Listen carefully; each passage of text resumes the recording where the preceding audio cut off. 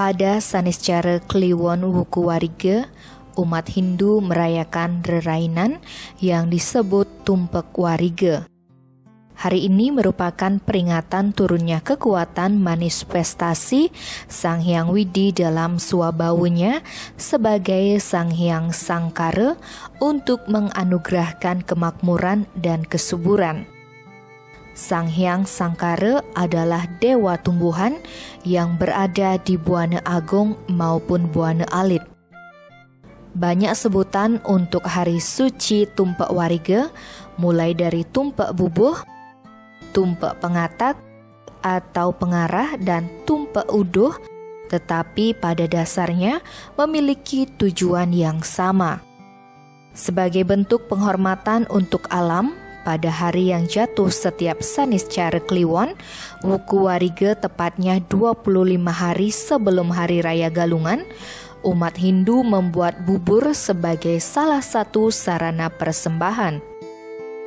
Namun, persembahan ini bukanlah sebagai bentuk pemujaan kepada tumbuhan, tetapi sebagai bentuk penghargaan.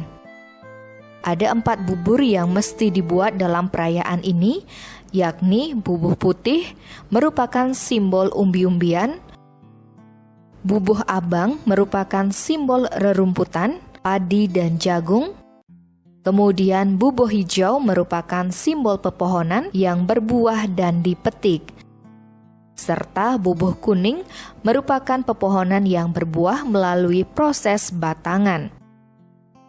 Menurut salah satu sumber Bali Express bernama Jero Mangkudalang Inyoman Sudante saat diwawancarai Senin 2017 silam, selain membuat 4 bubur, ada pantun khusus yang diucapkan untuk pepohonan saat dihaturkan sesaji.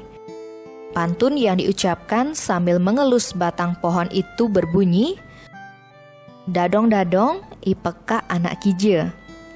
Ipeka ye gelem. Ipeka gelem apa dadong? Ipeka ye gelem nget.